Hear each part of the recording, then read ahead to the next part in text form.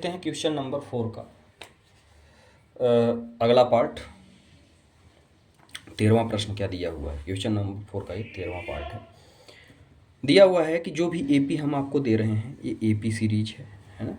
इस सीरीज में आपको सबसे पहले तो चेक करना है कि क्या ये एपी की सीरीज है या नहीं है, और यदि है तो आगे के 3 टर्म और निकालने हैं। कैसे निकाल सकते हैं चलिए देखते हैं। देखिए पहली टर्म जो मेरी होती है उसको तो मैं बोलता हूँ कि ये मेरा ए है, ये फर्स्ट टर्म है जिसको मैं ए से डिनोट करता हूँ।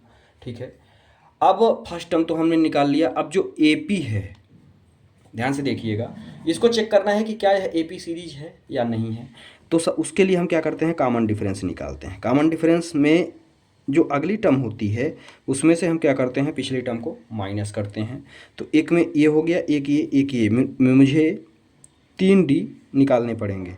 तो ये क्या हो गया, A3 माइनस का A2, और यदि मैं इसको करूं तो यहाँ पे क्या होगा, A4 माइनस का A3। ठीक है, अब आगे की बात करते हैं। तो भैया ये क्या है, सेकेंड टर्म में फर्स्ट टर्म को माइनस करना है, तो √6 और माइनस का √3। अब इसके आगे हम कुछ नहीं कर सकते तो इसको यहीं पे छोड़ देंगे। यहाँ क्या हो गया, यहाँ की कहानी यदि हम देखते हैं तो इस टर्म से इस टर्म को माइनस करना है। तो यहाँ पे मुझे मिल गया क्या, √9 माइनस √6 है ना। इसको थोड़ा सा सिंप्लीफाई यदि हम करें तो कर सकते हैं, क्योंकि 3 बाहर आ जाएगा। 3 माइनस का √6, यहाँ हम ऐसे कर सकते हैं इसको। आगे की बात करते हैं। तो यहाँ पे क्या है, आगे की बात मतलब ये हुआ कि मुझे इस टर्म से इस टर्म को माइनस करना है।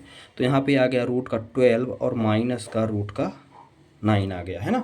√12, तो इसको यदि मैं बाहर निकालना चाहूँ तो 2 2 जा 4, 3 जा 12, तो ये तो हो जाएगा मेरा 2 2 जा 4, 3 जा 12 माइनस का 3।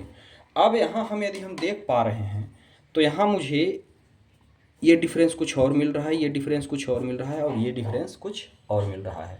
तो यहाँ पे मेरा जो डिफरेंस है वो सेम नहीं है। तो यहाँ हम लिख देंगे डिफरेंस इज नॉट सेम। ठीक है, जो मेरा डिफरेंस है वही सेम नहीं आ रहा है। और एपी तब होती है जब इन सभी का डिफरेंस क्या हो, मेरा सेम हो। तो यहाँ हम लिख देंगे so it is not AP. ठीक है, यह एपी सीरीज नहीं है। अब एपी सीरीज नहीं है तो आगे का मामला यहीं पे ख़त्म हो गया, क्योंकि ये सीरीज ही नहीं है तो आगे हम टर्म नहीं निकाल सकते, क्योंकि कॉमन डिफरेंस जब मिलता तब तो हम आगे की टर्म निकालते। अब डिफरेंस ही मेरा डिफरेंस आ गया, बात समझ में आ गई।